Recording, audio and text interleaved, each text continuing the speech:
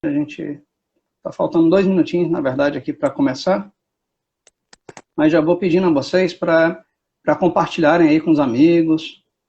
Nosso tema hoje é um tema muito rico, certo? É sobre ética e felicidade. A gente vai ter uma abordagem aqui acadêmica, mas também com uma abordagem também da perspectiva cristã também. É uma abordagem mais acadêmica, filosófica acadêmica, e uma abordagem prática também da vida cristã. Então, eu acho que vai ser uma ocasião muito rica. E aí eu queria que vocês compartilhassem, convidassem amigos, certo? O que tem a ver, quando a gente fala sobre ética, né? O que tem a ver com a nossa vida, né? O que isso tem a ver com a nossa vida? O que isso tem a ver com até pensando, né, com a minha formação profissional também, né, já que nosso projeto é um projeto de extensão, né, da UFP, ela é voltada para a comunidade acadêmica e para a comunidade fora também, né? Então, vocês podem convidar amigos, né, podem convidar parentes, familiares. Eu acho que a maior parte da população brasileira nem para pensar sobre essa questão de ética, né? Quando fala ética, a gente pensa logo em questões mais acadêmicas, né? Mas ela é tão essencial, tão necessária, tão importante para a vida, né? Então, convidem pessoas para a gente estar conversando aqui, ter esse momento rico, de forma mais compartilhada possível, né? Certo? Então, a gente já vai começando agora, são 22 horas, né? E aí eu quero apresentar aqui o Pablo Camarço. Pablo, a graduação dele é em Direito, né? Mas a pós-graduação, né, mestrado, doutorado são em Filosofia. E ele é também um estudioso, o doutorado dele, ele vai falar melhor um pouquinho, como fosse apresentar, mas é em John Rawls, né? Não é isso? Mas ele é também estudioso, mas ele é também estudioso de McIntyre. Então, e ele é pesquisador, é preletor, é pesquisador ligado ao INTESE, que é um Instituto de Pesquisas Independentes, do qual eu faço parte também. É um instituto de pesquisa aqui, né, do Piauí. E o Pablo é também nosso amigo pessoal, também companheiro aí de ideais, né, de propósitos. E a gente tem sempre estado caminhando com ele, né, está sempre junto conosco, uma pessoa que a gente quer muito bem e que fico muito feliz pela participação dele aqui também conosco. E aí, essa nossa live de hoje, ela é a primeira de uma série de lives que a gente vai estar realizando, a capelania da UF vai estar realizando sobre felicidade, identidade e vocação, digamos, gerando em torno desse tripé, certo? A gente entende que a felicidade humana, né, já que nosso projeto é um projeto de capelania, nós estamos interessados em ajudar as pessoas a viverem uma felicidade mais sustentável, né, digamos assim. Então, nós entendemos que felicidade, identidade e vocação são coisas que estão conectadas. E aí, ao longo dessas lives, nós vamos ter uma sequência, acho que está projetado 5 ou 6 lives, girando em torno do tema, com abordagens da psicologia, abordagens da filosofia, abordagens da teologia e abordagem da vida prática também, sempre convidando pessoas, né, com experiência de vida acadêmica, experiência de vida religiosa também, e para compartilhar conosco, tá certo? Então, é uma sequência de lives, eu queria que vocês fossem cadeira cativa, certo? Eu queria convidá-los para serem cadeira cativa. Vocês vão ver como vai ser importante também para a sua própria vida, com certeza, não tem dúvida nenhuma, que vão ser muito importantes para a sua vida, como eu tenho certeza que vão ser importantes para mim, e para a vida de quem estiver à sua volta também, com quem você compartilhar as coisas que você vai estar aprendendo também, certo? Então, quero já agradecer a participação do Pablo, né, e já passar para ele se apresentar melhor, né, e depois a gente vai partir para as perguntas já. Certo. Boa noite. Agradeço aí as palavras gentis do Nelber, um amigo nosso de caminhada dos últimos anos, em atuações que a gente teve aqui perante a Universidade Federal do Piauí. E antes de eu apresentar, Nelber, uma pergunta que me fizeram. Na divulgação tem, acho que, 6 temas principais. Aí o pessoal me perguntou quando é que vão ser os outros. Se é tipo uma semana entre um e outro, ou uma quinzena. Tem alguma projeção? A priori, no primeiro momento, a projeção é que seja uma a cada semana, sempre nas quintas-feiras, às 10 horas, nesse mesmo horário. Sempre nas quintas, nesse mesmo horário. Mas a gente vai confirmando as datas sempre, vamos dizer, no final da semana, a gente confirma da semana seguinte. Mas, a priori, vai ser toda quinta-feira, às 22 horas. Tem sido sempre assim, né? E vai continuar nesse horário, as lives da capelania, só que agora essa sequência é uma sequência com temas que são interligados. Mas antes dessas, a gente já vinha fazendo outras também, e a gente vai continuar depois dessas ainda fazendo. E aí a gente... a sua, então, é a de abertura. A abertura dessa série. Tá na ordem cronológica lá, né? Aquela listinha. Sim, isso. É a ordem, ó. Pronto, então vai esclarecer um pouquinho, né? O professor Nelber é professor lá do curso de engenharia ou é física? Engenharia elétrica. Engenharia elétrica, lá na Universidade Federal. Então, a gente tem um trabalho multidisciplinar envolvendo profissionais de diversas áreas que partiram da cosmovisão cristã e cada um dentro de sua área de profissionalização tenta repartir conhecimentos acadêmicos em áreas que são afins, porque as ciências não são completamente incomunicáveis entre si. Né? A minha formação básica foi a jurídica, a graduação foi em direito, porém, após graduação, mestrado, doutorado, foram em filosofia, e eu aprofundei, então, desde a graduação até o final do doutorado, a teoria da justiça de John Rawls, que é relevante para o direito e para a filosofia. Inclusive, quem tiver interesse em acessar o conteúdo da minha tese, pode procurar pelo título, no academia.edu, procura lá neutralidade e justificação em John Rawls. E o nome, Pablo Camacho. E aí vai ter acesso à tese. Né? Ela foi um pouco extensa, volumosa, porque eu levantei uma hipótese contrária ao pensamento prevalecente sobre esse autor, que é o John Rawls. E o John Rawls tem uma interlocução com o MacIntyre, que é um autor que eu vou focar hoje, não é diretamente relacionado, mas o MacIntyre apresenta, num dos clássicos deles, quem quiser entender MacIntyre precisa ler 3 obras, não vou entrar em profundidade, porque o tempo é pouco, eu vou tentar apresentar o resumo do resumo para pessoas que, inclusive, nunca ouviram falar nesse autor. Só para entender qual é a proposta dele e ficar a provocação. Se achar interessante, pode ler mais. O MacIntyre tem um livro, Alasdair MacIntyre, que se pronuncia. Né? O livro primeiro dele, que é mais famoso, que alcançou o sucesso mais notório, foi Depois da Virtude, um estudo em teoria moral. O que ele faz nesse livro? Ele apresenta uma história da filosofia moral ao longo das eras que a humanidade foi vivenciando. Aí ele vai lá para a Antiguidade, Idade Média, Idade Moderna, apresenta a situação de hoje, os problemas da moralidade de hoje. Quando eu falo moralidade, é a filosofia moral, a compreensão que o indivíduo tem de si, de como deve se portar, como deve se motivar e como deve agir diante dos outros.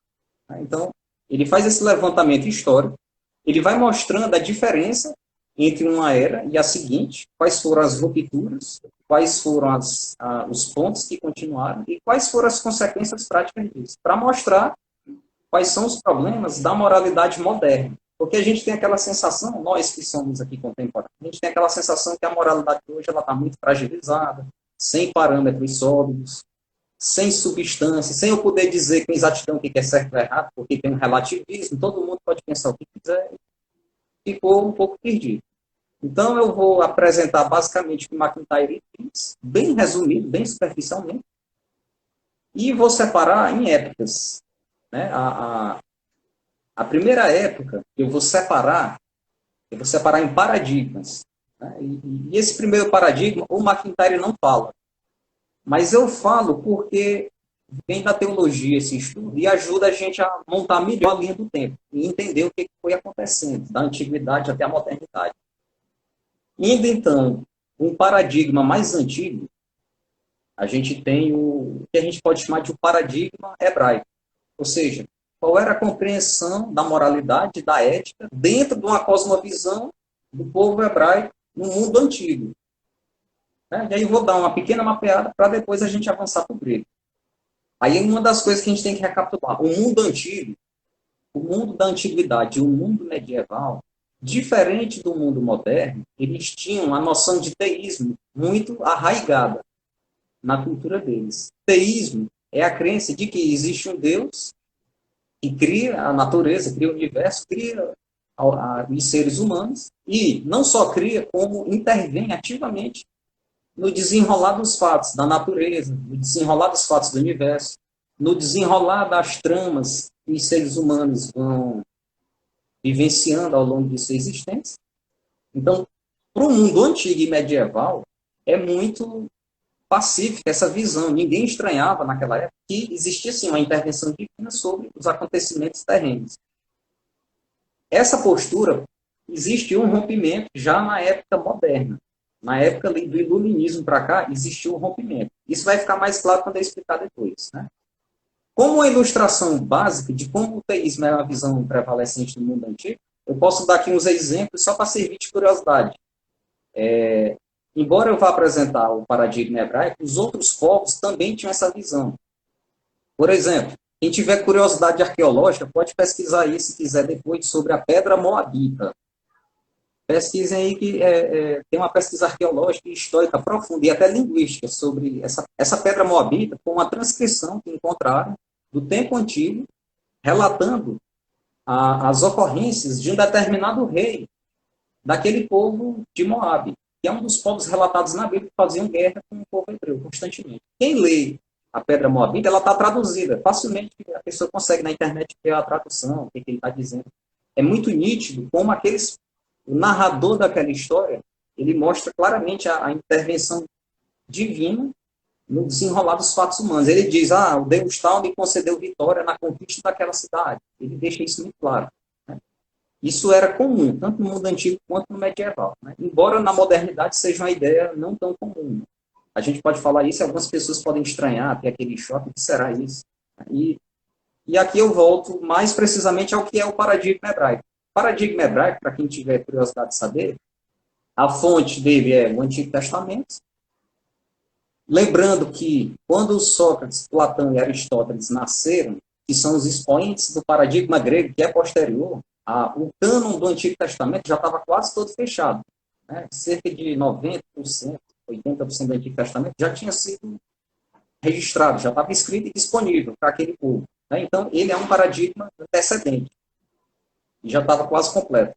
O que tem lá, basicamente, no paradigma hebraico? É a visão que judeus e cristãos, sejam católicos ou protestantes, vão concordar, porque o Antigo Testamento é aceito por todos. No paradigma hebreu, é muito claro o teísmo, existe a noção clara de que existe um Deus criador, um Deus único, que é criador do universo, da natureza e da humanidade. E, como criador, ele tem o que dizer sobre como o homem deve se comportar ou não. E um pressuposto básico desse paradigma hebraico é que a natureza humana, assim entendida a inclinação natural do ser humano, ele vai dizer que a natureza humana, a inclinação dela natural, o que ela é mais espontâneo de fazer, é aquilo que é errado, é aquilo que é torto. É aquela visão egoísta. Eu quero fazer o que atende meu interesse. Eu quero fazer o que é benéfico para mim, mesmo que isso prejudique o outro. E aí ele vai dizer todo o tempo, ele vai denunciar que a natureza humana é problemática, ela é não virtuosa, por isso que a gente fala ética das virtudes, que vai ser um tema central. Né? O ser humano, por natureza, não é virtuoso, ele é viciado, ele é egoísta, ele é autocentrado. Ele atropela princípios para poder se beneficiar mesmo, que tenha que prejudicar outros. E o paradigma hebraico, o Antigo Testamento, todo o tempo denuncia isso. E deixa claro, a natureza humana é corrompida, porém, Deus se apresenta como alguém que quer propor uma reconciliação entre o humano e o divino. Só que como o humano é perfeito, é santo, é justo e é reto, ele requer que o humano, nós humanos, todos estamos falhos, ele vai requerer que os humanos se arrependam, se convertam de seus maus caminhos e busquem andar em amizade com Deus, atendendo aos preceitos que ele estipulou para poder, andando em amizade com Deus, o ser humano, de uma criatura naturalmente inclinada à maldade, ele poder ser alguém melhor, não só para si e seus próximos, como para aquela comunidade como um todo. Isso é muito claro se a gente for ler também outra obra que fica como sugestão, para quem tiver curiosidade, a História dos Hebreus, de Flávio José. Quem não quiser ler a Bíblia, porque pode achar que a Bíblia é um livro religioso, pode consultar o livro chamado A História dos Hebreus, do autor Flávio José. É domínio público, porque essa obra é do século I, da era cristã. Ele foi um judeu que alcançou a época em que o Império Romano dominou o povo judeu. Aquele tempo ali próximo de Cristo, o Império Romano, sendo a nação dominante. Quem quiser olhar lá, ele faz uma reconstrução histórica dos fatos narrados na Bíblia. E fica muito claro lá que o povo judeu, que é o povo hebraico, eles têm prazer em poder atender os preceitos que Deus estipulou. Fica muito claro. Então, eles são todo o tempo uma nação que se vê com um propósito. Existe um caminho para ser traçado tanto individualmente quanto coletivamente. E nisso está um passo necessário para a pessoa cumprir o que deve ser feito, é se alinhar com Deus e buscar obedecer os estatutos dele para poder caminhar em amizade com ele e avançar para aquilo que Deus projetou. Outra ideia muito forte lá, nesse paradigma hebraico, também é a noção de que cada ser humano, individualmente falando, cada um de nós tem um propósito na vida, tem um sentido para a sua vida, individualmente falando, que já foi estipulado por Deus antes mesmo do nascimento. Quem quiser olhar pode ver que o profeta Jeremias, tem até o livro de Jeremias, no Antigo Testamento, ele passou a vida se preparando para uma função. Aí quando ele já era jovem, estava na época de assumir aquela função, Deus aparece para ele e diz, olha, antes de tu ter nascido, eu já sabia que teu propósito era esse e outro, e é para cá que tu deve ir. E aí ele se preparou a vida toda para uma coisa, Deus apareceu e disse, teu caminho é esse. Então é muito claro no paradigma hebraico que a natureza humana é defeituosa, é corrompida, ela precisa se reconciliar com Deus para poder caminhar em harmonia com Ele e que todos temos um propósito individual. Ou seja, a nossa vida não é vazia de sentido. Ela tem um significado, ela tem um sentido. Que individualmente é primeiro se reconciliar com o Criador e depois agir da maneira que Ele quer, conforme o nosso propósito individual que vai beneficiar também o coletivo. Então, todo tempo, a pessoa tem aquela noção de o que eu devo fazer. Sempre tem um vetor por onde me orientar, se eu estou afastado ou não do meu propósito, e agir a partir daquilo. A vida não é vazia de sentido. Ô, Pablo, só deixa eu te interromper um instantinho. Gente, ó, quem quiser mandar perguntas também, viu? Podem ficar à vontade. Eu acho que vocês devem ver aí que tem uma aba de perguntas, um botãozinho de perguntas, né? Se vocês quiserem mandar algumas perguntas aí, se não estiver dando certo usar a aba de perguntas, vocês podem colocar aí no comentário mesmo. De preferência na aba de perguntas, que é mais fácil para eu não perder, né? Mas fiquem à vontade para interagir também, tá certo? Aí, Pablo, deixa eu fazer uma pergunta aqui, dentro daquilo que você já falou, né? Me diga, então, o que você entende que existe, falando da ética antiga, né? Daqui a pouco a gente vai chegar no tempo moderno e você vai falar de MacIntyre, né? Mas ainda dentro dessa questão... Mas ainda dentro dessa questão... Sim. Mas ainda dentro dessa questão da ética antiga, né? Eu lhe pergunto, então, você falou, mas para deixar mais claro, né? Então, qual a grande diferença entre a ética hebraica para a do mundo antigo, da mesma época, né? Porque eu vejo o seguinte, né? O que é que faz? Porque eu penso que a ética, né, cristã, principalmente, ela meio que herdou alguma coisa da hebraica e alguma coisa da grega, né? Sim. E ele pergunta assim, o que que faz isso de diferencial em relação às demais culturas, né, da época também, né? No que isso privilegiou ou não a ética hebraica e, consequentemente, também a ética cristã, né? Sim. Quais são as conexões e afinidades e diferenças, né, digamos assim, entre aquela época e as seguintes? Você poderia dizer que há de superior ou não na ética hebraica, né? E depois, posteriormente, na cristã, né? Sim. Eu vou apresentar agora a grega, porque a grega, o paradigma grego, ele é também antigo, ele é do mundo antigo, é posterior à época hebraica, mas é uma época de convivência muito próxima, né? Porque quando o Império Grego estava no apogeu, a ética cristã ainda ia se fundamentar, porque o Novo Testamento ainda ia acontecer e ser escrito, né? Os relatos do Novo Testamento. Eu vou apresentar a ética grega, que tem diferença para a ética cristã, tem coisas em comum e tem coisas diferentes. Aí isso vai permitir a gente caminhar para a ética medieval e moderna. Na ética grega, aí aqui já é a leitura que o MacIntyre apresenta. Ele aponta como fundamento da ética grega o modelo que o Aristóteles propôs. O modelo de Aristóteles é uma ética das virtudes. Inclusive, quem é estudante de filosofia, é uma das primeiras apresentações. Ética das virtudes, Aristóteles, é como se fosse o primeiro apresentador dessa modalidade. O Aristóteles também vai reconhecer isso, que a natureza humana é falha, é um pressuposto comum com o hebraico, a natureza humana é falha, ela precisa ser aperfeiçoada e tem um propósito de se aperfeiçoar. E só que na visão do Aristóteles, essa maneira do ser humano se aperfeiçoar para ser alguém melhor não está ligada à divindade. Enquanto no hebraico o ser humano é dependente de Deus, deve buscar um relacionamento com Deus para a partir daí ser alguém melhor, na ética aristotélica, não. O autoaperfeiçoamento é pelo próprio exercício humano das virtudes. O ser humano deve exercer virtudes a fim de que ele se torne alguém melhor e cumpra as finalidades que ele tem na vida. E a finalidade na ética aristotélica, na vida da pessoa, diferente da ética hebraica. Na ética hebraica Deus tem um propósito na vida de cada um. Antes daquela pessoa nascer, já existe. Na ética aristotélica é diferente.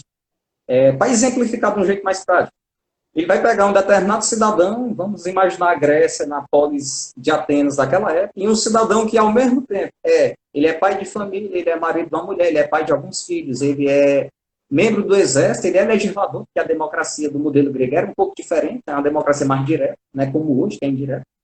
Então, um cidadão comum, ele é, ao mesmo tempo, marido, pai, legislador, decidia as questões relevantes da cidade e era também soldado do exército. Então, era entendido que ele cumpriu o papel dele, a finalidade da vida dele, quanto em cada área da vida dele, ele cumpria aquilo que ele tinha que fazer. Como pai de família, tinha que cuidar dos filhos. Como marido da mulher, cuidar da mulher. Como cidadão que decide as causas legislativas, tinha que ser um bom deliberador sobre o interesse público. Como um soldado do exército, ele tinha que ser um bom combatente. Então, o propósito é mais humano e ligado às contingências, à vida prática daquela pessoa, ao dia a dia dela. A finalidade é essa. Existe uma finalidade da vida que é cumprir os papéis sociais que lhe foram confiados. E o aperfeiçoamento da natureza humana não é dependente do elemento divino, naquele se diferencia do hebraico, do modelo hebraico, é o exercício humano da própria virtude. E essa virtude vai conduzir ao resultado pretendido. Então, e a virtude de Aristóteles é apresentada de maneira bem grosseira como meio termo entre o excesso e a falta. Por exemplo, se alguém tem coragem em excesso, isso faz mal, porque ele vai ver o perigo e vai se lançar. Ele pode ver um penhasco e se jogar achando que não vai acontecer nada. Isso não é interessante, não é virtuoso. E também a falta excessiva também não é virtuoso. Por exemplo, coragem demais é perigoso porque diante do perigo a pessoa pode morrer desnecessariamente. E falta demais de coragem também não é virtuoso porque a pessoa não tem coragem de enfrentar nenhuma situação. Então ele vai dizer, a virtude é como se fosse o meio termo entre o excesso e a falta, o meio termo equilibrado. E o exercício das virtudes é que vai conduzir a pessoa a ser alguém melhor e cumprir o telos, a finalidade da vida dela. Deu para entender que tem semelhanças e diferenças. O teísmo é que no hebraico é centrado em Deus e na grega é centrado no homem, né? É centrado no homem, isso. E na grega também tem o teísmo. Eles não negam o teísmo. A mitologia grega dá exemplos no relato deles de que há intervenções das várias divindades na história da vida humana. Tem um teísmo. Só que não é um teísmo tão intenso e marcante como o da ética hebraica. Né? O da ética hebraica é só um deus, é monoteísta. O da ética grega já é politeísta. E os deuses gregos, os deuses da mitologia grega, eles têm características humanas. Todas as falhas que o ser humano tem, as divindades da mitologia grega também têm. Eles sentem inveja, raiva, ódio. Eles armam emboscadas uns contra os outros. Diferente do deus hebraico, que é um só, em sua plenitude. Ele é mais rigoroso. Enquanto o grego já é mais uma forma humana. O pensamento dele é mais humano. Então aqui deu para ter uma ideia de duas éticas antigas. Né? E pontos diferentes. Aí aqui eu avanço mais um pouco agora para a ética medieval, que é outra divisão que o McIntyre faz. Ele mostra a ética grega, antiga, baseada na Aristóteles, depois ele dá o salto para o medieval. No medieval, ele puxa principalmente o exemplo do São Tomás de Aquino. Ele se aproveita um pouquinho ali do Santo Agostinho. O Santo Agostinho, ele basicamente tentou trazer o ensino de Paulo, do Novo Testamento, elemento do cristianismo, com os ensinos de Platão, da filosofia grega. E mesclou isso num sistema de pensamento moral. Né? Juntou a filosofia de Platão com o cristianismo do Novo Testamento, especialmente do apóstolo Paulo. Né? Tanto é que ele diz claramente que existem duas vontades. É uma coisa que o Paulo já dizia lá no Novo Testamento, mas o Agostinho fez de forma mais filosófica. O Agostinho vai dizer que ele reconhece a necessidade do divino, não só ele concilia. É como se fosse teologia e filosofia em harmonia. Um conciliando com o outro. Ele vai dizer, existe uma vontade humana que está em mim, querendo fazer as minhas vontades, que são egoístas, erradas, corruptas. Nisso ele aponta o pressuposto, sim, de que a natureza humana também é naturalmente falha e precisa de uma correção. E ele vai dizer que existe uma vontade que é alinhada com a vontade que Deus tem para mim. Enquanto eu estiver em conflito entre essas duas vontades, eu não vou estar cumprindo o que é proposto para a minha vida. Né? Isso é o Agostinho defendendo. Ele fala muito desse conflito. É como se fosse um conflito entre o que eu acho que é correto, o que deve ser feito, e a minha vontade que é egoísta e quer andar para fazer o que é errado. Aí ele vai defender essa necessidade das duas coisas se conciliarem. Né? E o Tomás de Aquino já é mais segundo MacIntyre, a ética mais robusta da Idade Média é de São Tomás de Aquino. Já é ali 8 séculos depois de Agostinho. Tomás de Aquino, ele faz uma mistura dessas éticas. Ele traz elementos da hebraica e traz elementos da aristotélica. Basicamente, no modelo de Tomás de Aquino, que é o modelo tomista, ele vai ter os pressupostos básicos do cristianismo, que a natureza humana é falha, por natureza é corrupta, é egoísta, precisa ser aperfeiçoada para poder ser alguém melhor. Ele vai dizer que o ser humano, então, sendo corrupto, precisa passar por um mecanismo também de correção para poder se tornar alguém melhor. Só que esse mecanismo de correção, o Tomás de Aquino, ele não é totalmente nem hebraico, nem totalmente aristotélico. Ele vai dizer que as duas coisas são necessárias. Ou seja, precisa tanto da intervenção divina para me aperfeiçoar, para eu ser alguém melhor e cumprir meu propósito, como também vou precisar do meu esforço individual. Ou seja, eu vou precisar me exercer na virtude, parecer com o que Aristóteles diz, que é o meu esforço humano. Eu vou ter que juntar o esforço humano, exercendo as virtudes para ser alguém melhor, alguém aperfeiçoado, e eu vou ter que ter a ajuda divina para poder, de maneira divina, também ser aperfeiçoado e ser alguém melhor. Então, existe também uma visão de que a natureza humana é falha, por natureza, precisa ser melhorada, e esse mecanismo de melhora envolve tanto o elemento humano, filosófico, que é eu exercer minha própria razão de maneira que eu me exercite nas virtudes para eu ser alguém melhor. Mas também vai reconhecer a necessidade do elemento divino. Né? Então, vou precisar também da revelação divina, do agir de Deus em mim para poder ser alguém melhor. A gente vê que ele tenta reconciliar duas. Na época dele, Tomás de Aquino, século XII, filosofia e teologia eram separadas. Parecido com hoje, nossa época. Hoje é como se teologia e filosofia não pudessem se comunicar, porque o que uma fala tem pressupostos que a outra não aceita. Na época do Tomás de Aquino era assim. E ele revolucionou, porque na época ele pegou duas áreas que eram incomunicáveis e conciliou. Ele tentou fazer essa união. Ele até diz, exemplos mais práticos que ele diz, que sobre os 10 mandamentos lá de Moisés, ele vai dizer, olha, eu posso concluir que os 10 mandamentos são bons sem usar a revelação divina. A minha razão pode mostrar que aqueles preceitos dos 10 mandamentos são bons. A razão vai concluir que são vantajosos. Mas, se eu não tiver a revelação divina, eu não vou chegar a um conhecimento tão profundo do que esses 10 mandamentos podem me ensinar. É como se ele dissesse que a razão vai até aqui, mas existe uma parte que só o divino pode fazer. E a conciliação dos dois é que vai me levar a cumprir o sentido na existência nessa terra. Né?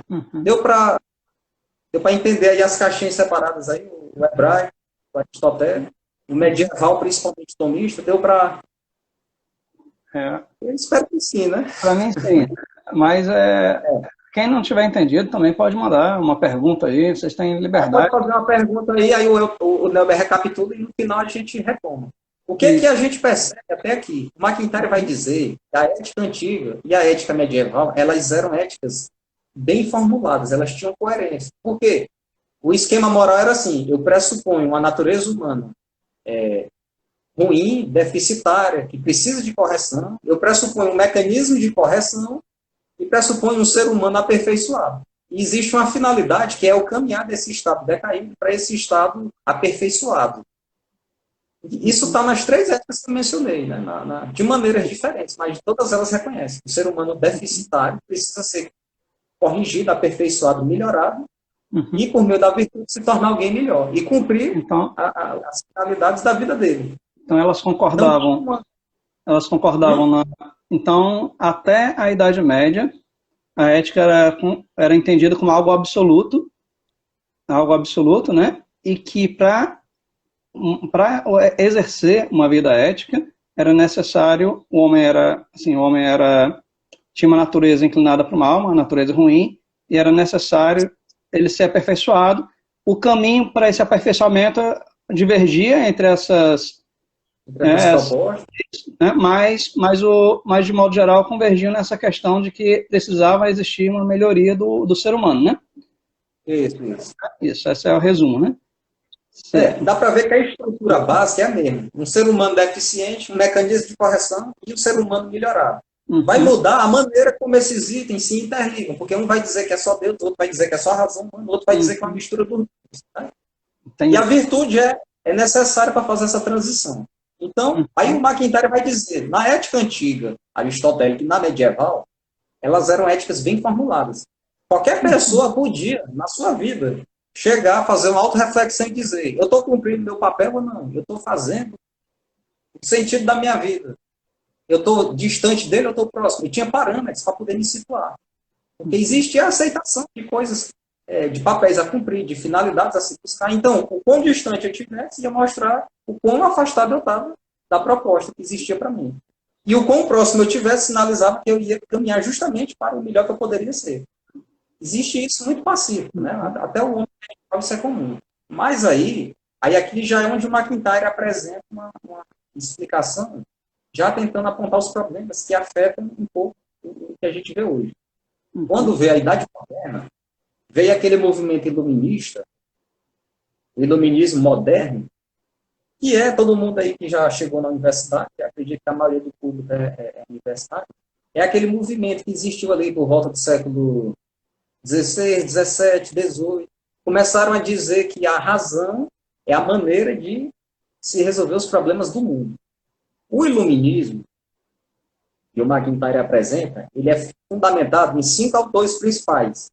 É o Kant, Immanuel Kant, o Diderot, o Voltaire, o Rousseau e o David Hume. Eu vou tentar explicar em uma linha o que cada um desses diz, que é só para entender o geral do que o iluminismo moderno fez. Foi um rompimento. O iluminismo rompeu com todo esse modelo que estava, o antigo e medieval. Ele inaugurou um paradigma significativamente diferente. O que o Kant defendeu? Kant vai dizer que, para eu criar normas morais, eu tenho que usar somente a razão.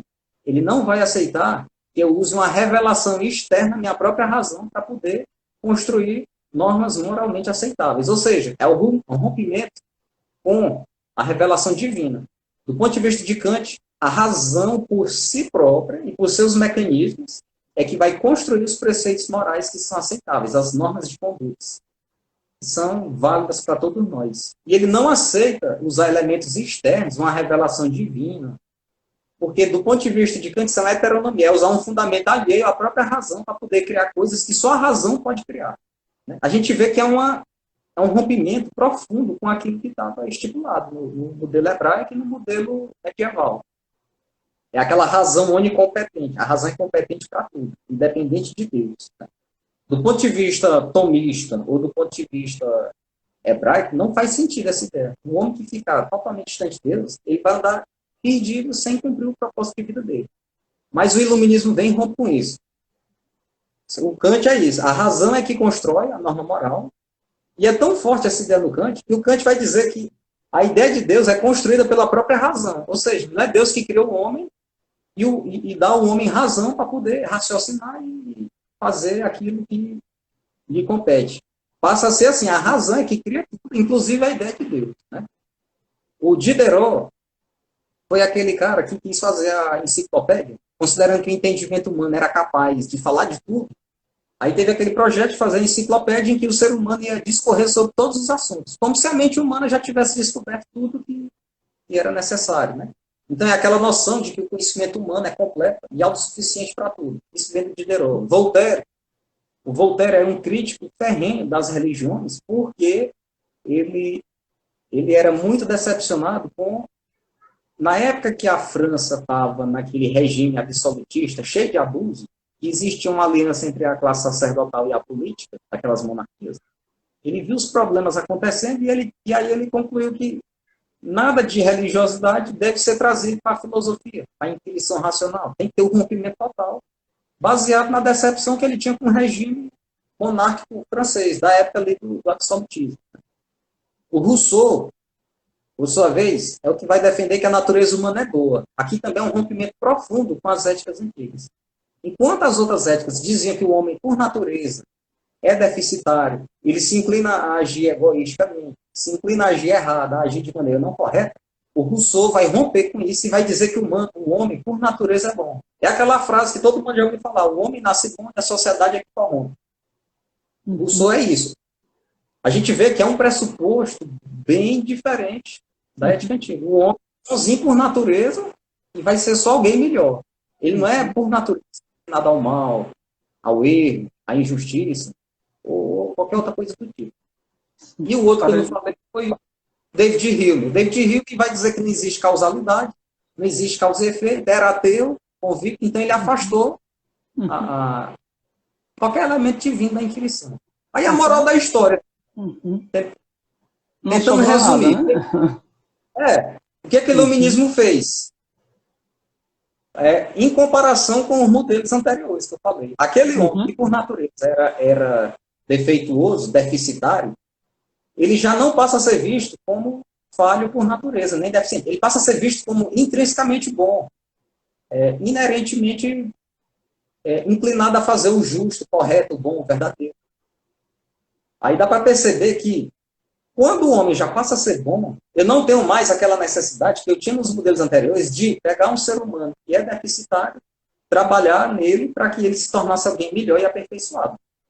Como ele já é naturalmente bom, e isso é a proposta que o iluminismo trouxe, né, esse bloco iluminista magnificado, como o homem por natureza já é bom, não tenho mais aquela necessidade de fazer um longo trabalho profundo, de exercer a virtude para ele se tornar alguém muito melhor.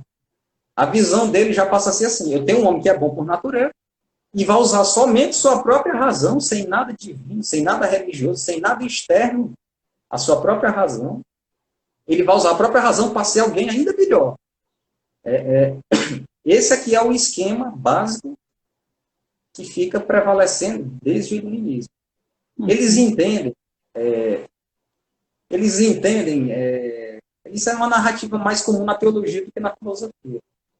Eles vão entender, pressupor que a natureza humana é defeituosa é como se fosse aprisionar o ser humano do seu potencial. A maneira que eles argumentam é basicamente assim: se a gente disser que o ser humano por natureza é mau, é ruim, é deficitário, é falho, nós vamos estar impedindo o homem de fazer grandes projetos. Porque se ele é ruim por natureza, então é um desestímulo a ele tentar ser alguém melhor. É mais ou menos essa linha de raciocínio que eles têm.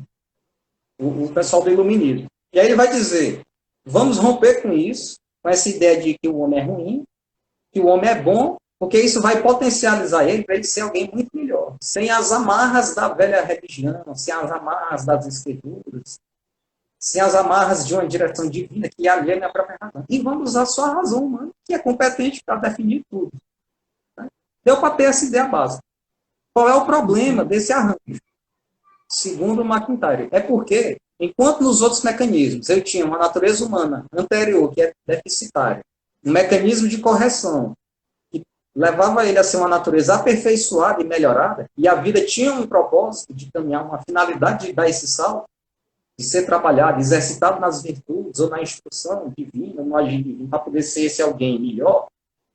No iluminismo, eu rompo com esse esquema. Por quê?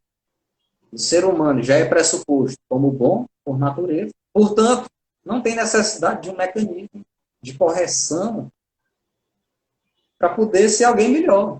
O mecanismo de correção, e ainda mais o mecanismo divino. O mecanismo divino, ele elimina totalmente. Vai dizer, ó, Deus tem que sair da história. O centro de tudo é a razão humana que vai delimitar tudo. Então, o esquema é bem mais simplificado. Passa a ser, tem um homem que já é bom por natureza, que por sua própria razão vai dizer tudo o que deve ser feito e pronto. Então, ele vai avançar para um estágio melhor, mais avançado, melhorado. E aí o MacIntyre vai criticar isso. Esse arranjo conceitual moral do iluminismo, ao romper profundamente com o arranjo da ética antiga e medieval, ele vai deixar sem sentido a questão do trabalhar alguém nas virtudes para ser alguém moralmente melhor.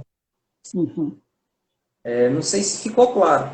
Aquela necessidade de apelar para Deus poder me fazer alguém melhor, ela desaparece. Deus desaparece desse sistema.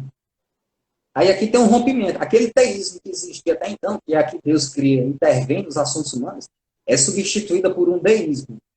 O deísmo, com D, ele vai dizer basicamente, pode até ter existido um Deus que criou o mundo, criou o universo e criou as pessoas. Mas a partir do momento que ele fez isso, é como se ele tivesse desaparecido de cena e deixou a humanidade lançada à sua própria sorte para ela se virar, sem nenhuma intervenção divina. O teísmo não. O teísmo vai dizer que Deus intervém, que existe intervenção divina na história humana.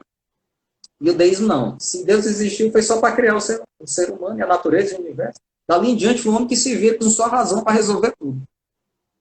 Isso é uma mudança profunda na compreensão que os indivíduos passam a ter da divindade e da relação da divindade com o próprio sujeito.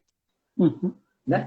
Esse deísmo, ele prepara o terreno para um ateísmo que vai se consolidar posteriormente.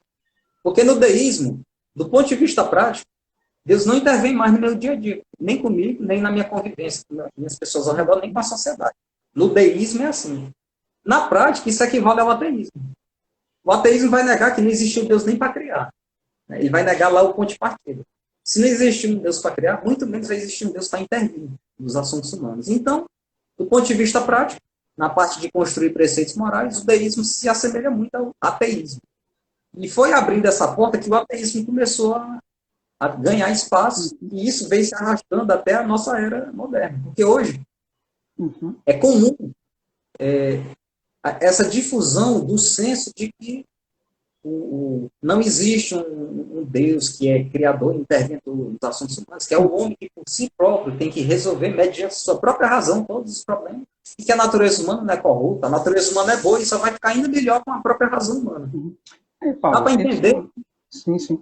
E você não acha que tem uma coisa que é, digamos assim, um contrassenso, uma contradição, né? No modo de vida da maior parte da população, nesse sentido, porque você vê a maior parte da população do mundo, né? Ela tem alguma crença ateísta ou deísta, né? Mas ela crê em algum... A maior parte, eu diria uns 90% da população, talvez, do mundo, crê em alguma coisa, né? Em algo para além do natural. Mas vive, do ponto de vista ético, né? Uma vida ética ateísta, né? Como se Deus não existisse, né? Então, por que você acha que isso acontece, né? Quer dizer, a maior parte da população nem discute questões de ética, de moral. A maior parte da população talvez nunca nem parou para pensar sobre ética e moral, né? Mas como é que essa ética ateísta atingiu a vida da maior parte da população, mesmo a maior parte da população acreditando que existe algo para além do natural e vive como se não cresce, né?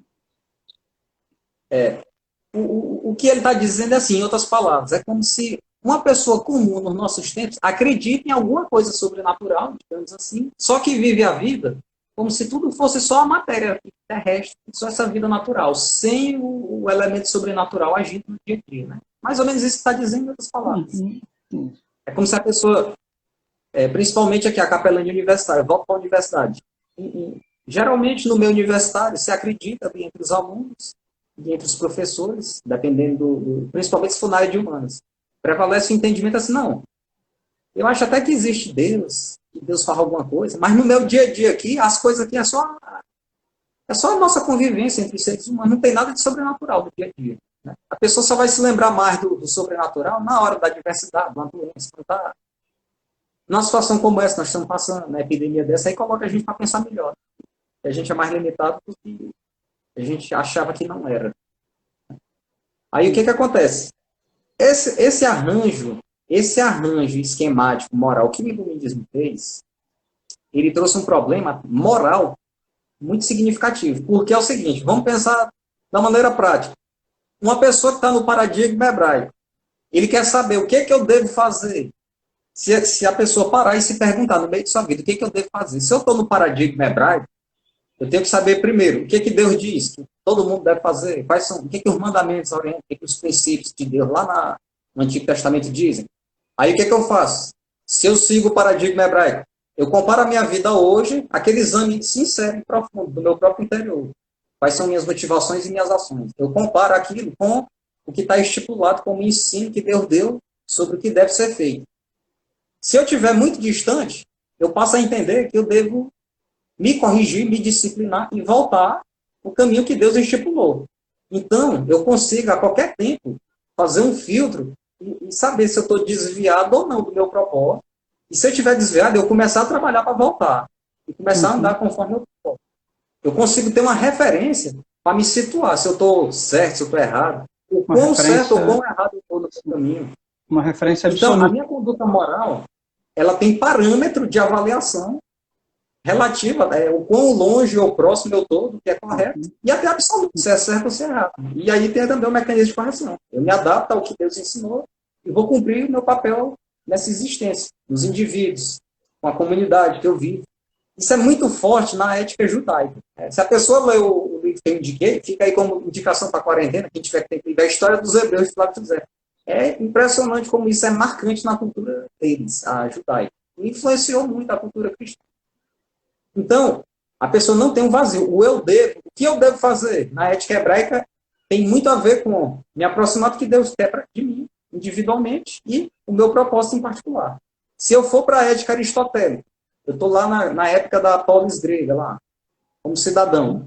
O que eu devo fazer? Se o cidadão se propuser essa auto-reflexão, o que eu devo fazer? Devo olhar quais são os papéis sociais que eu tenho que cumprir. Eu sou dessa família, eu sou dessa profissão, eu sou cidadão dessa cidade, então eu tenho esses interesses, esses papéis que me foram confiados para cumprir bem. Para eu saber se o que eu faço está certo ou errado, eu vejo o quão distante aquilo está ou não do cumprimento do papel em que eu estou inserido na prática. Se eu estou nessa família, eu tenho que buscar o bem da família. Se eu não estou buscando, então eu sei que estou fora do meu papel. Se eu sou cidadão, legislador da minha polis, e estou legislando de maneira leviana, eu consigo perceber que não estou cumprindo meu papel. Então eu tenho que me adequar, exercer as virtudes para poder me encaixar no que me foi confiado. Então a gente vê que na a ética medieval, Tomás de Aquino, a mesma coisa. Se eu tiver com a vida desregrada, irregular, fazendo tudo errado, no modelo tomista, que é medieval, ele vai ter os preceitos de Deus e os da própria razão natural, que vão dizer que o correto e o desejável é isso. Então eu vou me exercitar nas virtudes para poder me alinhar com aquilo. Agora, aqui que a gente vai ver a diferença prática. Se for na ética moderna, e eu quiser saber o que eu devo fazer, qual é a referência que eu tenho? Nenhuma. Deu para sentir que como é profunda essa mudança. Enquanto nos outros eu tenho referências sólidas, parâmetros de avaliação sólidos, estabelecidos, que até me antecedem, eu tenho como avaliar, usar aquilo como uma regra para a minha conduta. Mas se eu estou na ética moderna e iluminista, eu abandonei os parâmetros sólidos. Se eu quiser saber se eu estou certo ou errado, eu não tenho referência. E isso aí vai gerar um problema que o McIntyre chama de emotivismo. Como eu não sei, na ética moderna e iluminista, eu não tenho mais Deus para orientar a minha vida, eu não tenho mais necessidade de exercer virtudes, eu já sou bom por natureza, eu só tenho que ser alguém melhor. O que eu devo fazer passa a ser definido não pelo que as outras éticas mais robustas dizem, passa a ser definido pelo que eu quero. Por exemplo, eu quero ser, sei lá, quero ser um atleta muito bem sucedido em algum esporte. Aí o sentido da minha vida se torna esse, passa a ser o fruto do meu querer. Então, o que eu devo fazer é buscar que vai realizar a minha vontade. Aí é isso que o McIntyre vai chamar de emotivismo, né? É um problema grave da ética moderna. O emotivismo é o eu devo, o que eu devo fazer, ou seja, a busca da conduta moralmente aceitável ou não, ela não tem parâmetro. Não tendo parâmetro sólido externo, ela passa a ser na minha própria vontade. É o que eu quero fazer que vai definir o que eu devo fazer. Ah, eu quero ser atleta, então eu devo fazer aquilo que vai me levar a atingir esse objetivo. Mas aí, eu posso passar um ano buscando isso e daqui a um ano eu decido, não, eu não quero ser atleta. Eu quero ser, sei lá, um cineasta. E eu posso, da noite para o dia, mudar bruscamente os meus objetivos de vida, pela minha própria vontade, e aí eu vou mudar. O que eu devo fazer é cumprir as ações que vão me levar a ser um bom cineasta, por exemplo. E não vai ter compromisso nenhum de eu ficar vinculado ao que eu quero fazer, porque no dia seguinte eu posso mudar. Então fica muito fluido. O indivíduo fica, por ele próprio, determinando o que ele quer, sem obrigação nenhuma de, no dia seguinte, se manter constante naquele objetivo. E aí o que ele deve fazer é refém do que ele quer. O que ele deve fazer passa a ser refém do que ele quer. Aí é o emotivismo. Eu não tenho como dizer, o moralmente correto para a tua situação é fazer isso, ou isso. Aí a gente vê que como isso muda a maneira de refletir. Porque se a pessoa estiver num momento de dificuldade, ela não sabe o que deve fazer da vida. Se ela nega os parâmetros sólidos, ela ficou perdida, porque ela não tem para onde recorrer. Se for seguir um modelo como kantiano, eu não posso recorrer para uma divindade para me dizer o que é melhor para mim, qual é o sentido da minha vida. E aí a pessoa fica perdida. É aquela sensação. Eu fico... A minha moral fica fluida. É uma moralidade fluida, conforme o sabor das minhas vontades e circunstâncias. Aí o McIntyre vai dizer isso. Essa moral moderna, ela é cheia desses problemas. E qual é o problema disso? Aí já é uma reflexão um pouquinho mais crítica que eu trago aqui. O McIntyre vai criticar isso. Essa ética moderna iluminista, ela é muito frágil. Ela não consegue se sustentar, ela não tem nem coerência interna. Porque se torna desnecessário exercer virtude, se torna desnecessário o mecanismo de correção humana. Como Deus é jogado fora, o exercício da razão natural para buscar as virtudes também é jogado fora. O homem ficou assim, o que ele quiser fazer, ele faz. E aí eu não consigo ter parâmetro. Se duas pessoas pensam o contrário uma da outra, eu vou ter que dizer que uma está certa e a outra está certa. Porque essa está certa conforme que ela quer. E essa outra está certa conforme que ela também quer. E não posso dizer nem que um está certo, nem que o outro está errado. E isso é logicamente equivocado. Porque se eu tiver 1 milhão de pessoas, cada um com uma opinião diferente, conflitantes entre si, eu não posso dizer que todas estão certas. Porque a lógica é que o que está certo, se conflitar com o que está errado, não tem como eu dar validade de verdade para tudo. Né? Não posso dar o mesmo valor. Filosoficamente se diz, valor epistemológico, não tem a mesma credibilidade. Se eu permitir que todos os elementos coexistam, todas as opiniões, as mais variadas, sejam verdadeiras, isso é até logicamente inaceitável. Como se fosse uma mentira que se cria e fica aí aceitado para todo mundo. Aí gera relativismo, ninguém sabe mais o que é verdade, não tem parâmetros sólidos, né? Paulo, você usou um termo, né? Você usou fluidez, né? Diz que é uma ética fluida, né? Aí eu me lembrei, né? Eu gosto muito do Bauman, né? Do Zygmunt Bauman, né? Da obra, né? Ele tem algumas obras que ele trata lá da modernidade líquida, amor líquido, né? Ele vai falar, por exemplo, que a modernidade líquida, que tudo se esvai ali por entre os dedos, né? E eu fico vendo, parece que a ética também é líquida, né? A ética de nossos tempos também é líquida, né? Porque os valores são líquidos também, né? Então, se os valores são líquidos, a ética é líquida, a virtude também se torna líquida, né? Mas mesmo assim, apesar de tudo, né? Você vê que a impressão que a gente tem é que, apesar de tudo, de modo geral, as pessoas tem coisas que não saem do coração das pessoas, né? Por exemplo, as pessoas continuam vendo o belo, vamos dizer assim, vendo coisas que acham belas. Por exemplo, se você vê um ato de compaixão, para você ainda é algo belo. Mas compaixão é uma virtude, né? Sim. Mas se a gente abraça uma visão, né, de ética moderna, ela não tem sentido nenhum, né? Então é relativista, né? Então eu digo assim, a ética relativista eu acho que acaba até com a beleza da vida também, né? Isso é a impressão que eu tenho, né? Eu concordo com isso porque é o seguinte, se eu vivo assim, a ética de nosso tempo, ela é relativista. Quando a gente entra na universidade, a capelania é voltada para a universidade. Na universidade, todo mundo é bombardeado diariamente com afirmações relativistas. Né? Essa visão moderna continua sendo aplicada lá. Aí junta com a crítica do Marx, que o Marx, na filosofia e nas áreas de humanas, o Marx é muito valorizado, e o Marx vai dizer que a religião é o ópio do povo. Aí aquela antipatia que o iluminismo criou com a religião é reforçada com a opinião que o Marx tem da religião. E aí... Bom, gente, para quem está entrando aí, a gente pede desculpas, eu não percebi que o tempo estava acabando, mas a gente vai ter mais uns 15 minutinhos aí, certo? Enquanto vão entrando, vão me dizendo aí, vocês estão gostando?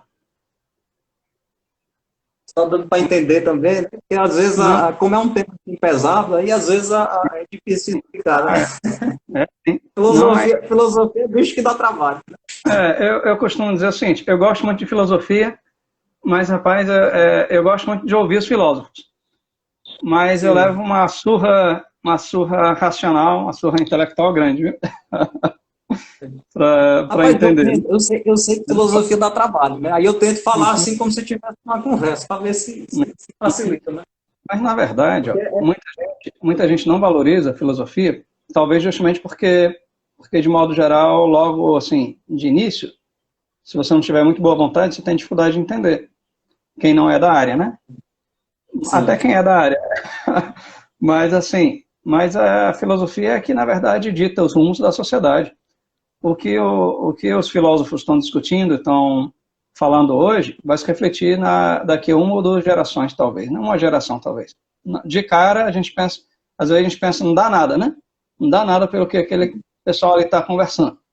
Mas quando é daqui a uma geração, vai influenciando cada vez mais áreas da sociedade, né? Como é o que você estava falando aí, né? Sobre o iluminismo, né? O que né, veio afetar até mesmo nosso modo de vida, né? Que o modo de vida ele é totalmente influenciado pela nossa noção de ética e de moral, né? Totalmente. Isso. Né? O iluminismo ali de 1700 e pouco, quase 300 anos, mas ainda hoje essas ideias que eu debati está no dia a dia, né? Tá no dia a dia da universidade, das instituições. Quando diz assim, todas as formas são válidas. Eu estou dizendo, eu estou atribuindo status de verdade a todas as opções de vida. Mas o que é verdadeiro, se conflita com o que é contraditório, não tem como ser verdade duas coisas contraditórias. Então, não tem que ser verdade, tem que ser errado. Né? Sim. Quando eu digo que tudo é válido, eu já estou incorrendo num vício de lógica. Então, eu estou criando uma mentira na própria inteligência humana. Só que isso passa irrefletido. Eu penso, Pablo, que a gente não pode perder a prática de refletir sobre aquilo que nos é transmitido, porque quando a gente pensa assim, por exemplo, mesmo na universidade, o iluminismo ele é muito falado como, pelo próprio termo, né? Vamos dizer, a era das luzes, né? Então, assim, tipo, antes era tudo trevas, né? Mais ou menos nesse sentido, mas a gente tem que pensar, e a gente tem que pensar assim, mas as épocas são diferentes também, né? Você falando sobre essa questão de que o iluminismo colocou a ideia de que o homem ele era por natureza bom, né? Então, que eu acho que é o positivismo, né? Está relacionado aí com o positivismo, né? Então, o homem ele é por natureza bom. Eu penso que foi fácil pensar isso naquela época, porque na época a sociedade vivia um momento muito bom. O mundo vivia um momento muito bom de desenvolvimento tecnológico, né? Começando a surgir, né? Progresso científico também, né? Então, eu acho que épocas que a humanidade está muito bem, é muito fácil você enxergar, pensar assim a respeito da própria humanidade, né? Mas a impressão que eu tenho é que nos dias de hoje, embora haja enriquecimento, agora não por conta da crise, né? Aí,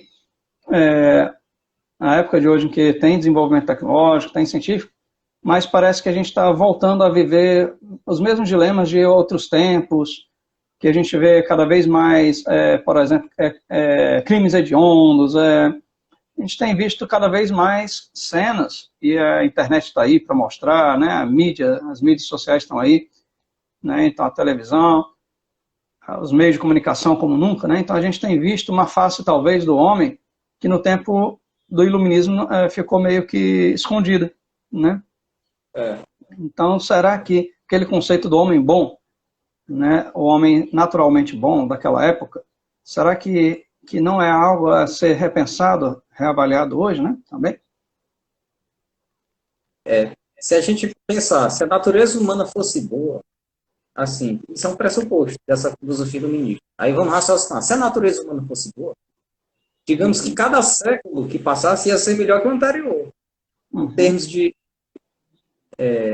se a natureza humana é boa e o homem, exercendo sua própria razão, vai atingir resultados melhores, então hoje é para a gente estar muito melhor do que 300 anos atrás, 400, 1000, 2000, 3000. Aí a gente olha o que aconteceu no século XX. Regime nazista, o fascismo na Itália, aquela ditadura da União Soviética, matança de gente, terrorismo, energia nuclear, armas químicas e nucleares, podendo destruir o mundo inteiro. Não parece. A observação empírica não parece confirmar o que o iluminismo adotou como pressuposto. E eu lhe pergunto, e qual é a resposta que MacIntyre só fala um pouquinho, MacIntyre ele é contemporâneo, né? Ele é de que... Ele morreu recentemente, não foi? Não, pelo menos a última vez que eu olhei, ele estava vivo ainda. Que ele vivo ainda, né? Já é uma idade avançada, mas ele, pelo menos até 2 anos atrás, ele estava vivo. Eu acho que continua ativo, produzindo. Eu posso ter confundido com outro. Mas, então, assim, ele é contemporâneo, né? E qual a solução, depois dessa análise toda, né, que ele faz em relação à nossa ética moderna? Qual a solução que ele dá, né? Certo. O que ele faz? Ele dá esse diagnóstico iluminismo, dos defeitos da moralidade moderna, ele aponta as críticas e ele vai fazer uma proposta de reconstrução. Como é que ele tenta melhorar isso? Né? Ele aponta os problemas e dá o remédio, digamos assim, para corrigir. Ele vai raciocinar assim, eu vejo que a ética moderna ela não tem fundamentos. Os pressupostos são falhos. Não tem coerência interna, porque eu não preciso mais exercer virtude. Né? O que ele propõe? Ele propõe retomar as éticas antigas e medievais, só que ele tenta retomar, mas adaptando para a realidade de hoje. Por exemplo, ele é simpatizante da ética aristotélica. Só que ele vai dizer, o cidadão de hoje, ele não vive mais num mundo igual ao cidadão da época da polis grega.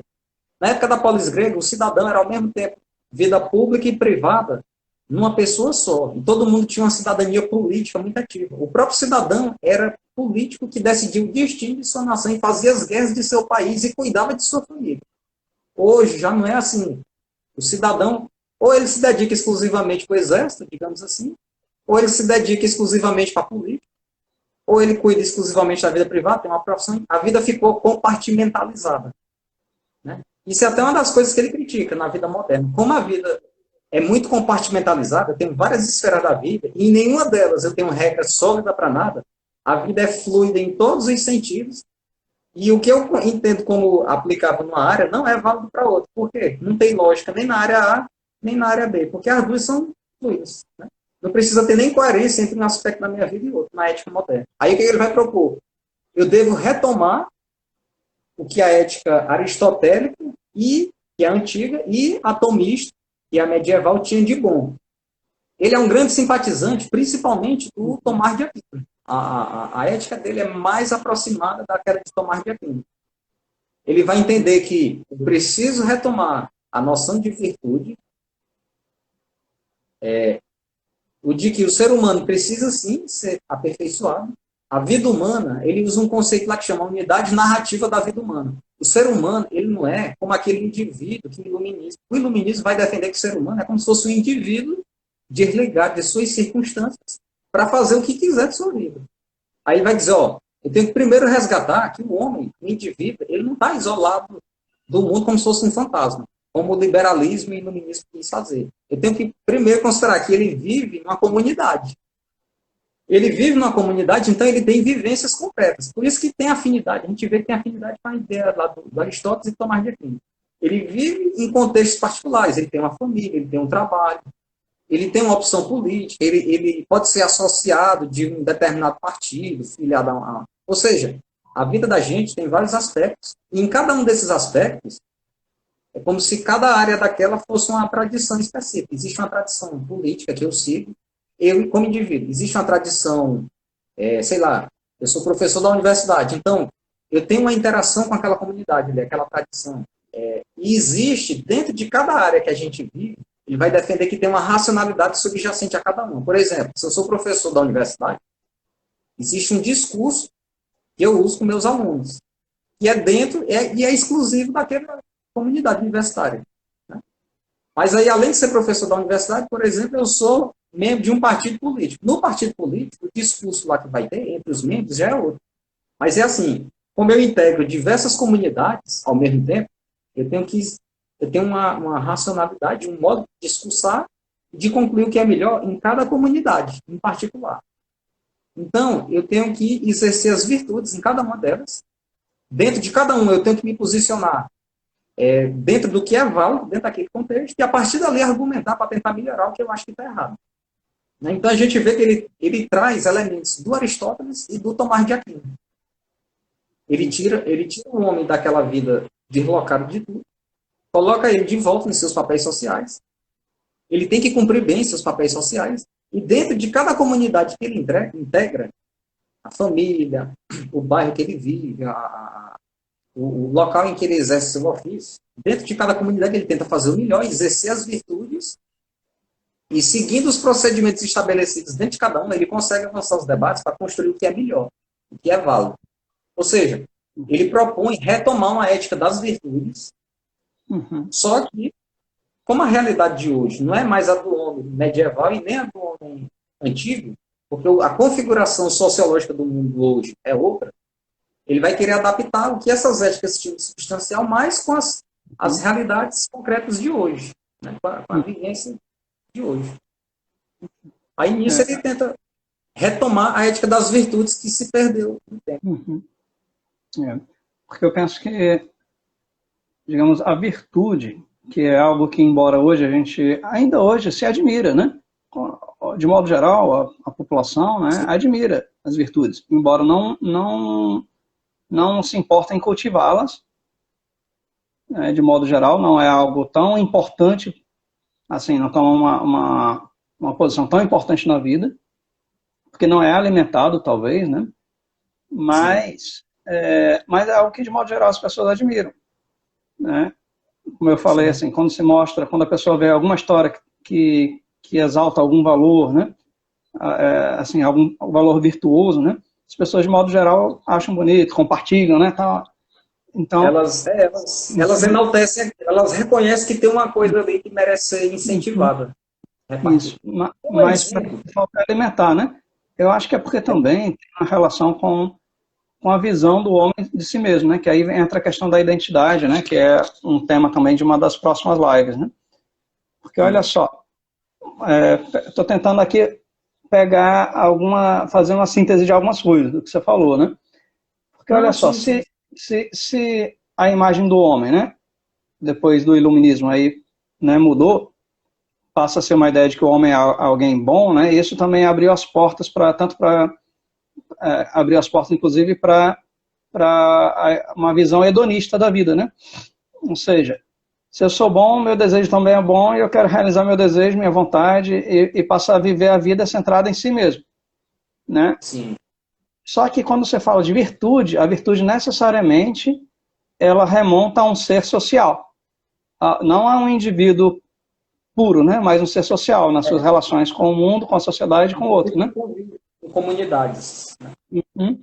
Tem um exemplo que vem até da Aristóteles. Esse exemplo é muito bom para ilustrar como a virtude ela é crescente. Por exemplo, vamos supor que esse indivíduo aqui ele é altamente mau caráter, egoísta, injusto, mentiroso, tudo que não presta junto, né?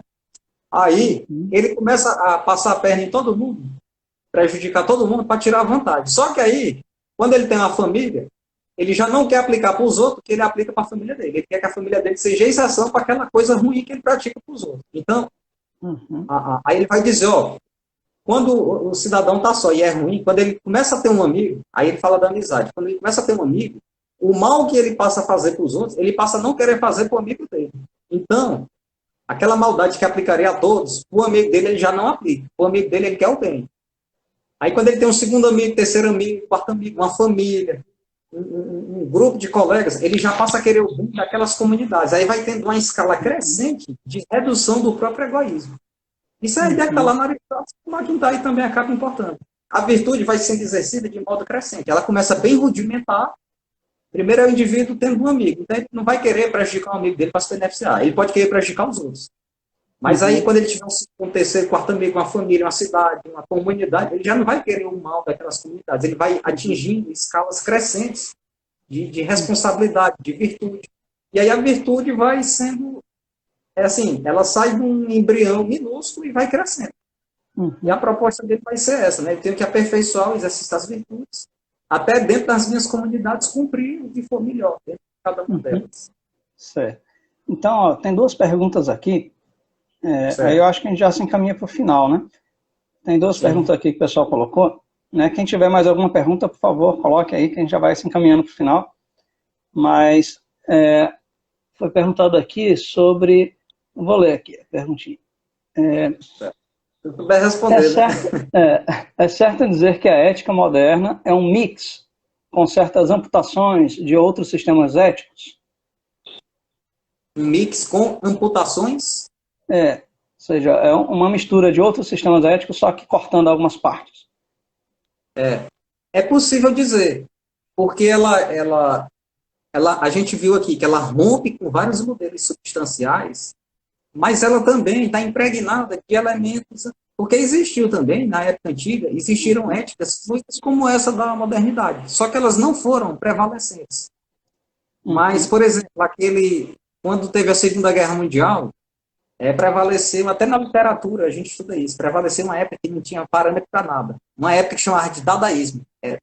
Tudo era considerado arte, tudo era considerado válido, mesmo que não tivesse o menor sentido. Mas existiu, na época que o Alexandre o Grande ele destruiu algumas nações, um grande imperador militar da antiguidade, existia uma filosofia também que negava substância para tudo. Né? Então, existe sim.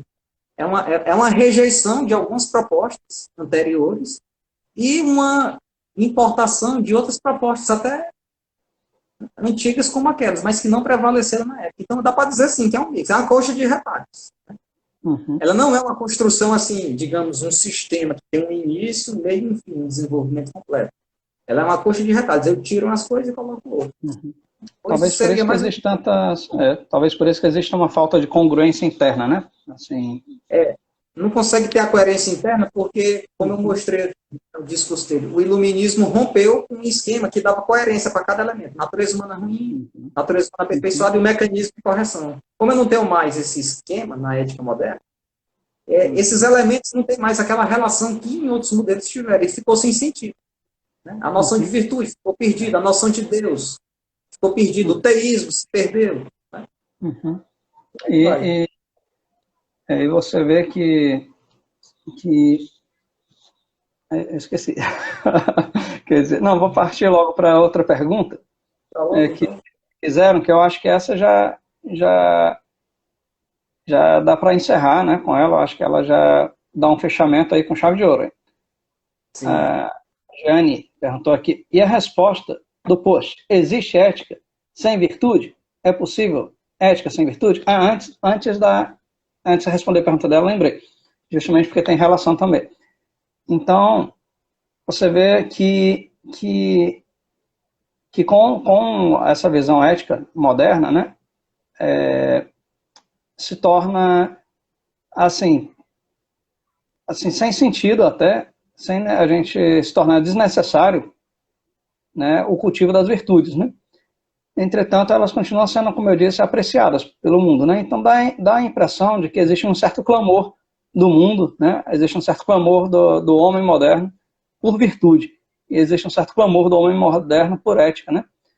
Aí até existem, né, Pablo sabe muito melhor que eu aí, existem alguns pensadores modernos que tentam construir bases, né, tentar remendar justamente essa ética moderna, tentando dar bases para o pensamento, né, para uma ética, vamos dizer assim, uma ética ateísta. Existem, né, pensadores modernos tentando construir isso, mas não têm sido bem sucedidos, né? Aí eu lembro que eu li algumas coisas do Alvin Plantinga, né, que é um filósofo também cristão, um filósofo moderno, talvez um dos principais filósofos cristãos da atualidade, né, que ele mostra isso, né, que essas tentativas modernas, né, de construir uma base ética naturalista, ateísta, assim, não tem funcionado bem, né, eles não têm conseguido bem, né? Mas aí a pergunta da Giane, e a resposta, poxa, existe ética sem virtude? É possível existir ética sem que haja virtude? Saudar a Jeane, que a Jeane também atuou com a gente na Universidade Federal lá. Ela conhece bem esse meio universitário aí também, né? Ela atuou com a gente lá na evangelização que a gente fazia ali no CCE. A pergunta da Jeane, eu entendo assim, existe ética sem virtude? Sim. Porque, como a gente pode ver, se for entender ética como uma visão moral de um determinado modelo, que dá toda uma configuração do homem, no seu relacionamento consigo próprio, com os outros e com Deus, existe sim um modelo ético sem virtude, é o exemplo do iluminismo, o exemplo moderno. Existem até alguns exemplos antigos que a virtude também é completamente ignorada. Ali na época quando Alexandre o Grande dominou aqueles povos, passou a prevalecer assim, uma ética também que era uma coisa assim à toa, coisa assim meio perdida no tempo, fluida, né? Porém, o que a gente pode concluir é que existe sim éticas sem virtude, só que elas são fluidas. Elas vão ser, pelo argumento aqui que o McIntyre mostrou, elas não vão ter substância, elas não vão ter firmeza, não vão ter coerência. Elas vão ser contraditórias e vão trazer resultados ruins, porque a pessoa que ela não consegue saber nem qual é o sentido da vida dela, isso pode trazer problemas. Ela pode perder o gosto de querer viver, pode perder o ânimo de querer prosseguir em conquistar objetivos que são difíceis. Porque em outras éticas que têm virtudes, que têm parâmetros sólidos, a pessoa é encorajada até a vencer desafios que são propostos. Porque ela sabe, se ela sabe que está no propósito dela, o modelo aqui hebraico, se a pessoa sabe que está no modelo, está no propósito que Deus tem para ela, pode vir aí as dificuldades do mundo, que ela vai conseguir vencer, ela vai conseguir sobreviver, no fim das contas. Eu poderia mencionar muitos exemplos que estão na Bíblia mesmo, usando aqui a ética hebraica. E no meu entendimento, aí aqui já é minha opinião particular, né? Qualquer ouvinte pode discordar como quiser. Para mim, uma ética sem virtude é possível, mas é altamente problemática para o ser humano, porque esvazia a vida humana. No meu entendimento, nós somos sim criados por Deus, e Deus tem um propósito para cada um de nós, antes mesmo de nós nascermos. Inclusive, se alguém nasceu, a mãe quis abortar, o pai quis abortar, mas aquela pessoa mesmo assim nasceu, Deus tem um propósito para ela, mesmo que ela não tenha vindo por uma vontade planejada, digamos assim, ela tenha vindo contra a vontade dos próprios genitores. Mesmo assim, Deus tem um propósito. E Deus colocou em nós a sede da eternidade. Enquanto a nossa alma não estiver situada com Deus, sintonizada em harmonia, a gente nunca vai conseguir ser pleno. A gente pode conquistar tudo que o mundo tem para oferecer de desafio, mas nunca a gente vai ter plenitude, aquela satisfação interior. Opinião minha, né? Eu estou só... alguém pode pensar o contrário, mas eu entendo assim. Se a pessoa está por sem virtude, ela vai por um caminho, pode trazer para ela muita infelicidade, muita tristeza. Enquanto que, se voltando a Deus, ela pode caminhar por um caminho nunca antes imaginado. Né? Coisas que ela nem acreditava que ia fazer podem ocorrer. E é essa reflexão que eu deixo. Né? Isso aí. Ótimo, Paulo. Pois muito obrigado, Pablo. Obrigado, gente, pela participação de todos também, né? Se alguém ainda quiser mandar alguma pergunta, enquanto a gente faz as considerações finais, fique à vontade. Quero, assim, realmente dizer que para mim foi muito construtivo, né? Aprendi muita coisa e, assim, acho que reforcei também algumas convicções, né? E eu acho que para todos também foi muito útil, né? Eu também queria dizer para você, né, que nos ouve, né, se você se identifica com a cosmovisão cristã, a nossa capelania, a gente costuma dizer, é um projeto de extensão sem fins proselitistas, mas é uma capelania que segue princípios e valores do cristianismo, né? Entendendo que é um serviço que a gente presta para a comunidade que se identifica com os valores da fé cristã. Por isso que não é proselitista, porque já é um serviço prestado para quem já se identifica com a cosmovisão cristã, né?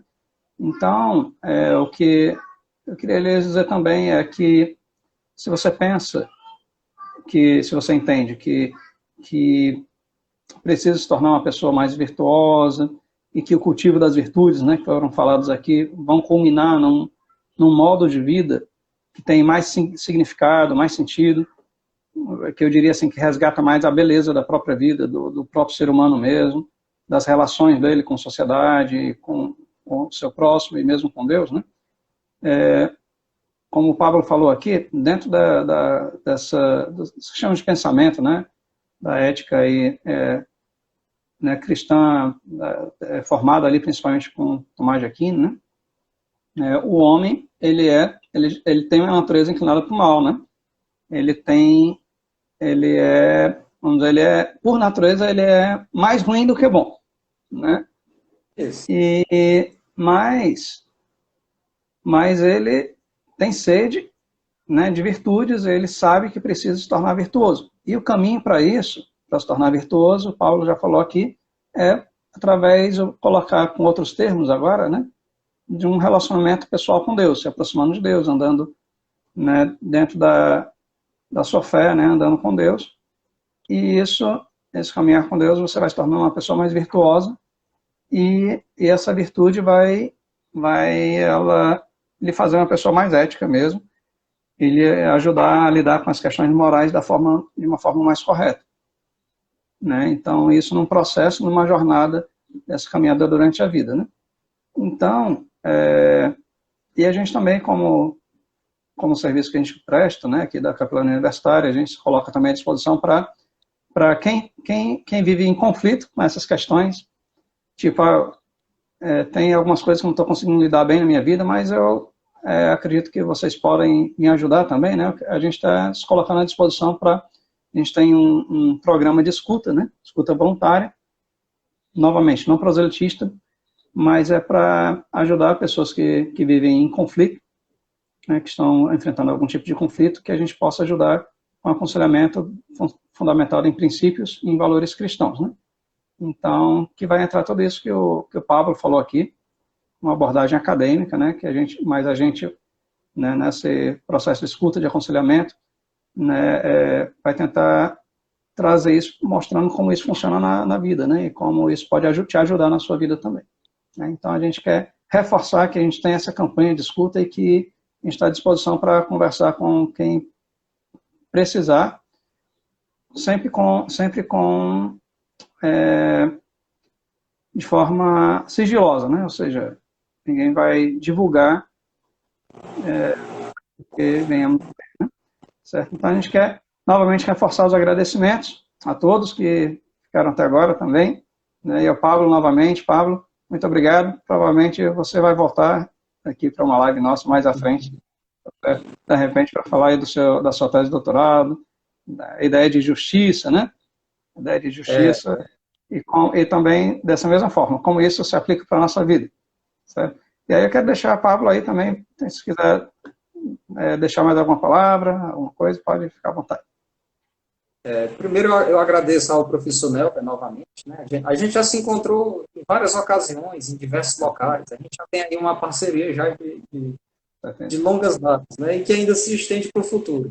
E como ele disse, a atividade de capelania, quando a gente chega na universidade, eu passei por isso, eu fiz um curso de humanas. Quando eu cheguei na universidade, eu também faltava para mim firmeza sobre algumas verdades. Na minha cabeça, na época, não me situava sobre algumas coisas, como é que era, como é que não devia ser. Porém, quando eu tive o contato com... Isso é experiência particular minha, eu estou comentando aqui. Eu tive contato com a escritura e tudo, eu descobri um Deus que eu achava que nem existia. Aquela visão que eu tinha de Deus era uma. Quando eu fui ler a escritura, eu descobri um Deus que eu nem... Era tão diferente do que eu pensava que eu disse, é esse aqui que é o cara, como se fosse, né? Então, eu descobri um Deus que eu não imaginava que existia, e isso mudou minha vida. Isso isso transforma. Eu que vim de um curso de humanas, em que a gente é bombardeado de informações aleatórias, foi quebrado uma série de paradigmas na minha cabeça e foi reconstruído à luz do que o cristianismo ensina. E eu concluo com toda a categoria, não tem nada melhor na vida. A vida ganha sentido somente a partir disso. Né? E como o professor Elber destacou, o processo da capelania é uma mentoria, ela é individualizada, reservada a cada um. Ninguém vai ter sua privacidade repassada, ou coisa do tipo, até porque isso é um processo individual. Né? Quem achar que precisa desse tipo de ajuda, a gente está aqui à disposição. O professor Nelber vai saber quem são as pessoas que vão conduzir. Agradeço a oportunidade e, se eu puder ajudar em ocasiões, espero poder servir. Ei, Pablo, fala só uma coisa dos seus livros. O Pablo também é escritor, né? Então, sim, fala aí dos livros que você tem escrito já. Tinha um que você estava para terminar, não sei se terminou. Sei que teve aquele, né? Aquele lá da época de Eliseu. Está servindo de apoio aqui, está servindo. Esse aqui é o mais interessante para esse momento. Eu vou comentar por alto. Eu tenho 3 livros acadêmicos, né? Um foi a monografia aperfeiçoada, a outra foi o mestrado aperfeiçoado e a outra foi a tese de doutorado aperfeiçoada. Nas 3, o foco é a teoria da justiça de John Rawls, né? Eu estudei John Rawls aí durante uma década, né? Então, tem um livrozinho da monografia. Quem tiver interesse pode me perguntar depois. Eu posso colocar no meu perfil também, né? O primeiro é mais introdutório, o outro é mediano e o do doutorado, esse é o mais aprofundado, que é Liberalismo Político de John Rawls, pela editora CRT. E tem um outro livro que eu produzi, e esse não tem nada de acadêmico, esse aqui, que é esse aqui, ó, O Profeta Peregrino. Não sei se a câmera está invertida aí, tá? Está invertido, mas dá para entender. O Profeta Peregrino, né? Algumas pessoas aqui da live já leram e tudo, né? Já. Esse aqui, ele não tem nada de acadêmico. O que eu fiz? Eu peguei uma historinha da Bíblia, não vou revelar para não dar spoiler, é do século IX a.C. E aí eu desenvolvi uma historinha usando como base essa história bíblica que está lá atrás. E aí eu tive que criar cenas concretas, ver o que os personagens estavam vivenciando no dia a dia. Então, é uma maneira da pessoa viajar para o mundo antigo. Ela viaja para o mundo antigo, a história corre de maneira leve. Eu tentei fazer de uma forma que até um jovem pudesse entender. Teve crianças que leram, conseguiam entender também. Já teve pessoas de 14 a 60 anos que leram e gostaram, assim, deu para entender a mensagem. Né? Quem quiser ler aí, a proposta é, vai viajar no tempo, vai viajar para o século IX, vai viajar por uns países do Oriente, vai descobrir umas coisas aí interessantes. Então, no paradigma hebraico, para quem é interessado. Né? E esse é o menos acadêmico, os outros já são mais pesados, assim, né? O conteúdo. Então tá bom, Paulo. Pois muito obrigado novamente. Pessoal também que esteve conosco aí até agora, né? Por favor, quem não segue ainda o canal aí da Capelania, siga, compartilhe, certo? Se foi útil para você, deixe que seja útil para outros também. E nós vamos encerrando. Boa noite a todos, obrigado. Próxima quinta-feira, às 22 horas, temos uma nova deixa eu ver aqui, uma nova live. Deixa eu ver qual é a temática da próxima. É até bom definir a temática e o autor, porque também tem gente que quer saber o autor que vai ser abordado na temática. Por exemplo, hoje eu falei do McIntyre, né? E aí já tem gente perguntando pela outra live, que é não estou lembrando o nome dele, mas é um que fala de virtude também. Sim, a próxima, acho que é as virtudes cardeais. Eu tinha anotado aqui, não estou encontrando agora, mas acho que é sobre as virtudes cardeais, né? Ou seja, aqui nessa live foi falado sobre ética e virtude, na próxima a gente vai falar mais especificamente sobre as virtudes e sobre o papel das virtudes na vida humana também, né? E aí estamos vendo ainda o próximo preletor, tá certo? Mas a gente vai divulgar, então aguardem. Certo? Então, boa noite a todos, gente. Obrigado novamente, Pablo. Obrigado a todos e um abraço virtual aí para todos. Até a próxima. Boa noite aí para todos aí que compareceram e aguentaram até o fim. Tchau, tchau, gente. Abraço.